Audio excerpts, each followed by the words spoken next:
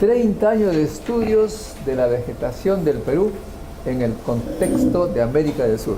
Bueno, buenos días. En primer lugar, agradecer al organizador el haberme invitado a París. Para mí es un honor dar esta conferencia, además, en esta prestigiosa universidad y junto al Museo de Historia Natural, donde están las colecciones de Alexander von Humboldt y Aimé Bonpland. Voy a hacer una síntesis de mis proyectos en el Perú, pero desde dos puntos de vista. Desde la vegetación, lo que hay de vegetación fuera del Perú y se relaciona con el Perú, y cómo es la vegetación de dentro del Perú para establecer nuevas áreas de conservación. Esto lo he hecho con numerosas universidades del Perú e instituciones de Perú y de fuera del Perú. Aquí hay una de sus miembros, que es la doctora Eliana Linares Perea, que me ayudó sobre todo a conocer el sur del Perú. Bueno, el Perú es un lugar privilegiado, ya lo decía Antonio Raimondi, y se encuentra dentro de la zona de convergencia intertropical que produce las bajas presiones y las perturbaciones de la Amazonía, aunque tiene un gran contexto de originalidad debido a la corriente del Pacífico o corriente de Humboldt, que se retira más o menos alrededor del paralelo número 8 de latitud sur. Todos estos contrastes de humedad, de temperatura, nos han permitido realizar índices que hacen posible relacionar las condiciones climáticas con la vegetación. Hace tiempo establecimos dos índices, un índice de humedad estival, donde consideramos la precipitación que se produce durante los meses posteriores al solsticio de verano en el hemisferio norte, en el hemisferio sur durante diciembre, enero, febrero y marzo, y el índice de humedad invernal durante los 4 meses a partir del solsticio de invierno, en el hemisferio norte, diciembre, enero, febrero y marzo, y en el hemisferio sur, junio, julio, agosto y septiembre. Esto lo aplicamos en 855 estaciones meteorológicas de todo el mundo, y con ello pudimos elaborar esta tabla donde podíamos decir que si las precipitaciones estivales son mayores que las precipitaciones invernales, entonces estamos en una zona tropical, pero si las precipitaciones invernales son mayores que las estivales, estamos en una zona extratropical. Los índices de humedad nos van a establecer diferentes tipos de vegetación, por ejemplo, una humedad estival mayor de 1 y una humedad invernal menor de 1, una temperatura media anual superior a 0 y el número de meses mayor de 5 nos va a dar lugar a una sabana seca, mientras que, por ejemplo, en esta otra zona podemos establecer cómo podemos predecir los bosques de pluvisilva húmeda y diferenciarlos de los bosques de una pluvisilva templada. No va. Y si todo esto lo expresamos en un mapa, podemos ver cómo todos los cuadrados de color rojo corresponden a la vegetación mediterránea. Fíjese que se extiende desde la península ibérica hasta el Valle del Indo, en la India, donde aparece ya la influencia de los monzones. Fíjense que aquí en esta zona del desierto del Sahara sigue habiendo una vegetación mediterránea, aunque ya muy seca, y que eso se pone en contacto con una vegetación de tipo tropical, desde un desierto tropical hasta las pluvisilvas tropicales. En América del Sur nos vamos a encontrar lógicamente con las pluvisilvas tropicales de la Amazonía, y que eso se va a poner en contacto con sabanas más secas. Y fíjense lo que sucede en la costa peruana y chilena con la corriente de Humboldt, que introduce tipos de vegetación mediterránea dentro de los trópicos. Dentro de los trópicos, hasta el paralelo número 8 de latitud sur, donde se vuelve a convertir en un clima eminentemente tropical y en una vegetación eminentemente tropical. En este diagrama hemos incluido todas las estaciones meteorológicas y aunque ustedes no lo pueden apreciar bien, en este cuadradito, el número 1, hay estaciones tan dispares en el mundo como por ejemplo Rabat en Marruecos, que aparece al lado de Lima y que aparece al lado de otras estaciones como por ejemplo Almería en España. Esto ya nos da idea de una similitud climática y cómo pudo suceder el transporte de cultivos como por ejemplo la vid o el olivo tan emergente en estos momentos en el Perú. Y lo mismo sucede con los bosques húmedos, con especies y géneros de plantas que encontramos en el Perú, que encontramos en el sur de la península ibérica, que encontramos en el este de China, y esto nos puede dar el contacto entre diferentes tipos de vegetación y entre diferentes tipos de climas, de tal forma que si nosotros tenemos una pluvisilva montana, para ello necesitamos tener una precipitación estival mayor que la invernal, el índice de humedad estival mayor de 2, el índice de humedad invernal mayor de 1. Si bajamos la humedad estival, lo que tenemos es un bosque lauroide con hoja más dura, pero fíjense, si el ecuador cambió de posición durante épocas pasadas con un cambio del régimen de lluvias, entonces tenemos bosques deciduos templados, como sucede por ejemplo en la península de Florida en Estados Unidos o sucede por ejemplo en el sureste de Asia. La humedad estival, si se hace menor de 1, tenemos una sabana y la sabana se encuentra muy emparentada con la vegetación esclerófila mediterránea con un cambio de posición del ecuador. Esto nos lleva a predecir cómo ha cambiado la vegetación y cómo se infieren diferentes tipos de vegetación en el interior de lo tropical.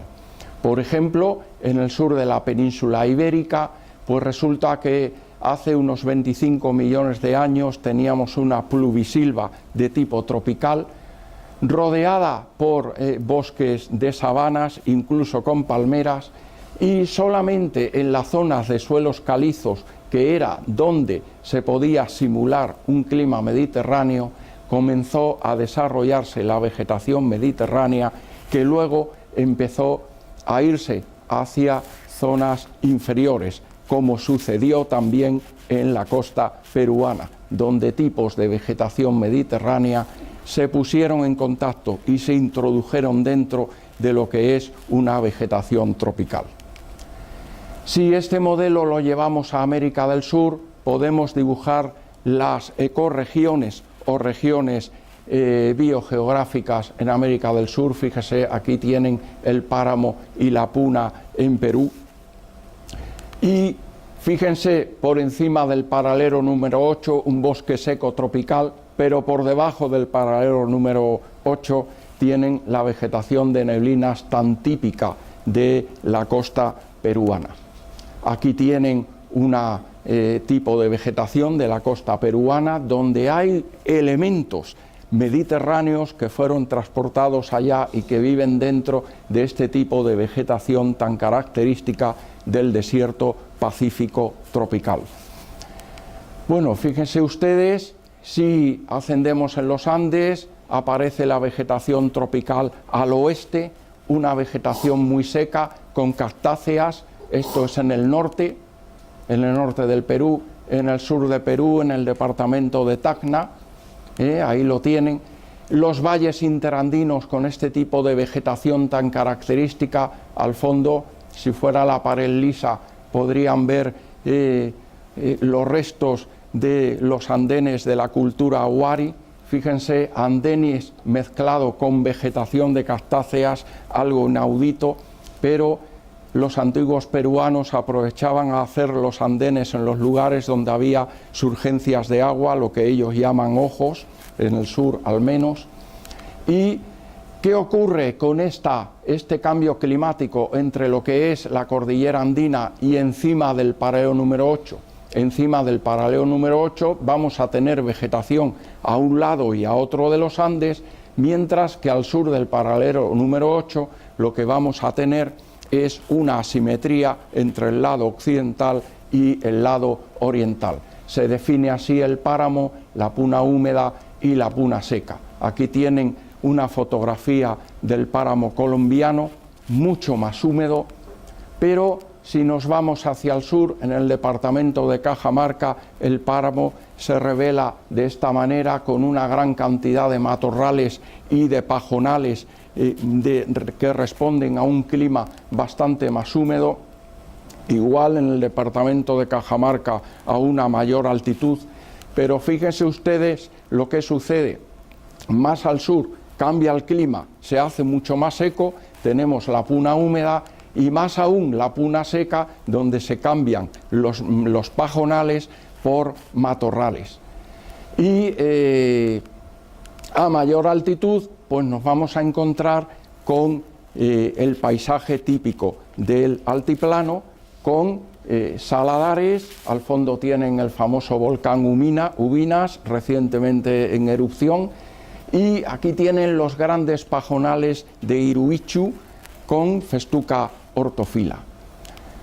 Bueno, ¿qué ocurre con los bosques secos y las sabanas? En Sudamérica tenemos 4 tipos: los llanos del Orinoco, el Cerrado, el Chaco y los bosques de Perú.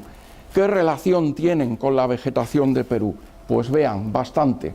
Aquí tienen la vegetación de los llanos del Orinoco, donde ya empezamos con el género Randia y con especies de chirimoyos, la Annona yanni, que van a llegar al Perú en este tipo de bosques en el norte del Perú, en Cajamarca. Fíjense que la vegetación acuática de los llanos del Orinoco es tremendamente diversa y que va a tener su espejo al sur de la Amazonía. En esta ocasión no en el Perú, la vegetación acuática del Perú es bastante pobre, bastante poco diversa, pero sin embargo estas comunidades de palmeras tan típicas de las zonas de los llanos de Venezuela, con Copernicia tectorum, tienen su especie vicariante al sur de la Amazonía. Aquí la tienen, con Copernicia alba, y que se extienden nada más y nada menos que hasta Paraguay, donde aparecen especies de algarrobos. Conocerán el famoso algarrobo peruano, pues estos del Chaco paraguayo están muy emparentados con los que aparecen en el norte del Perú, y que algarrobos que se van a extender más hacia el sur, hasta la Pampa argentina. La Pampa argentina a su vez está muy relacionada con la vegetación de los ríos que tenemos al occidente de los Andes occidentales. Y vean ustedes cómo además esto va a ser muy diferenciado con lo que tenemos en todas estas áreas de las selvas atlánticas, con las comunidades de esta palmera, que es Butia yatay, y con las comunidades de Terminalia australis unidas al río Uruguay. Vean que esto sí que es realmente diferente a lo que tienen en el Perú. ¿Qué ocurre con los bosques húmedos andinos tropicales, occidentales y orientales? Occidentales, mientras funcione la corriente cálida por encima del paralelo número 8, con los bosques de Podocarpus oleifolius, mientras que en el lado occidental nos vamos a encontrar con bosques de este tipo, con Areopanax, Rubus y Myrsine.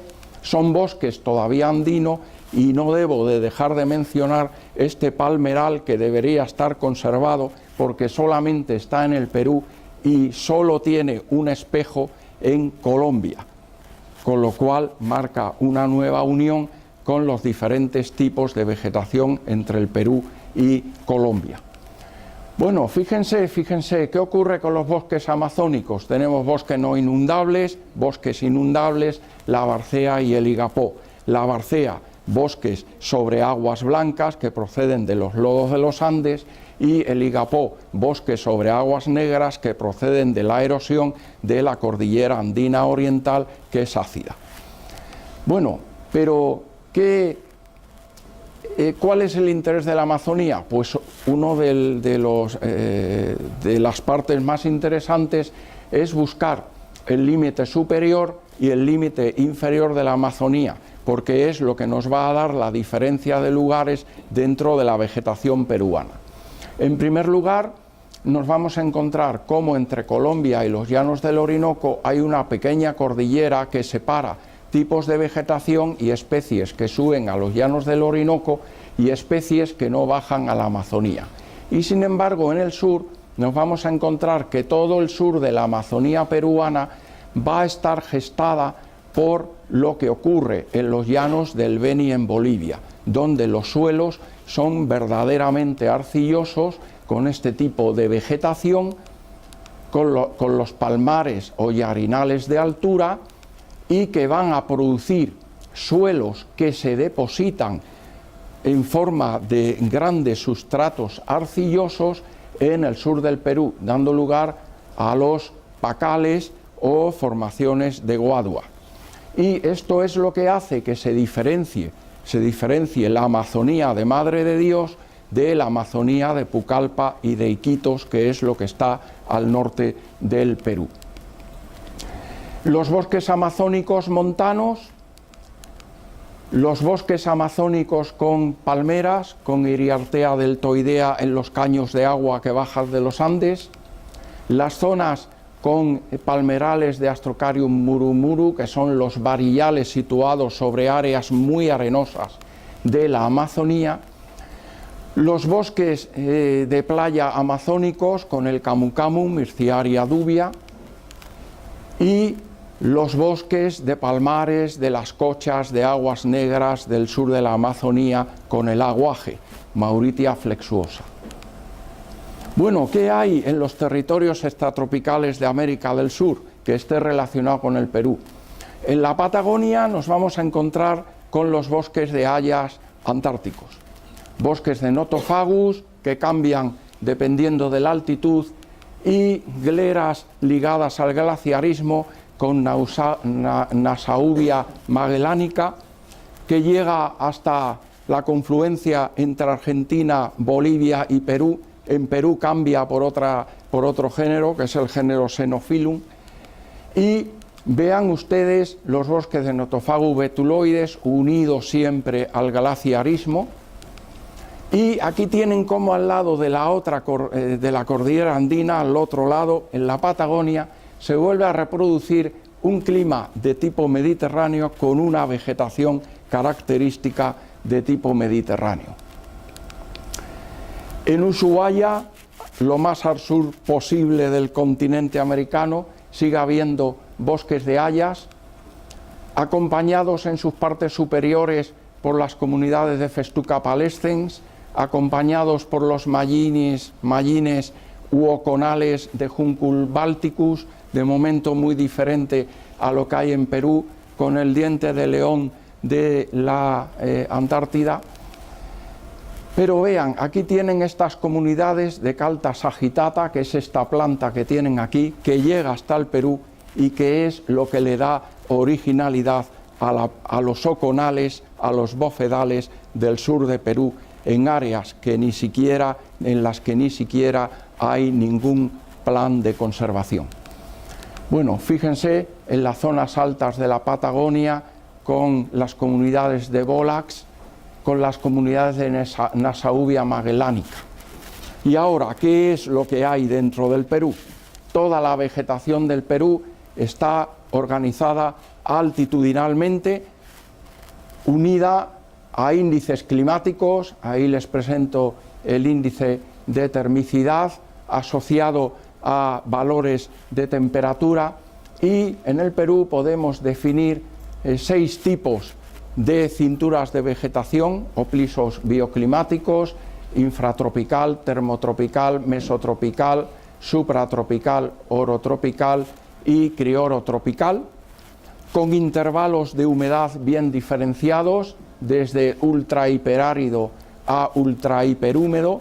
Esto quiere decir que podemos tener un piso infratropical, como aquí en Piura, muy seco, pero al otro lado podemos tener un infratropical muy húmedo, con lo cual eso lo podemos emparentar con diferentes tipos de vegetación.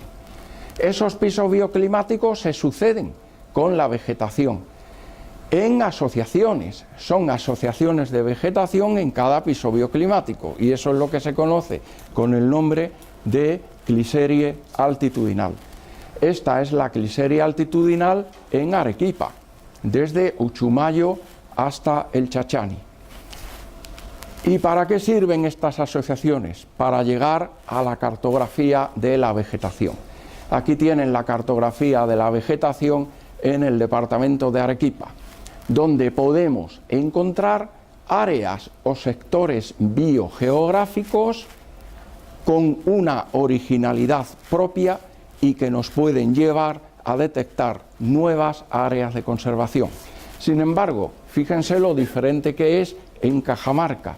Tiene una cliserie altitudinal totalmente diferente, huyo de nombres científicos, pero es totalmente diferente.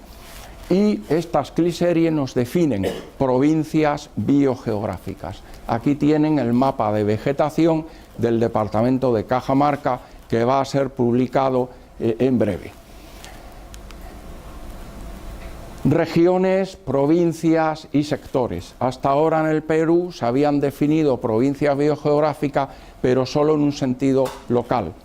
Eso no tenía demasiado sentido científico, porque el Perú está inserto en un lugar de América del Sur y tiene límites, y la naturaleza no entiende de límites políticos, sino son límites naturales. Entonces tenemos regiones dentro a las provincias biogeográficas y a los sectores biogeográficos.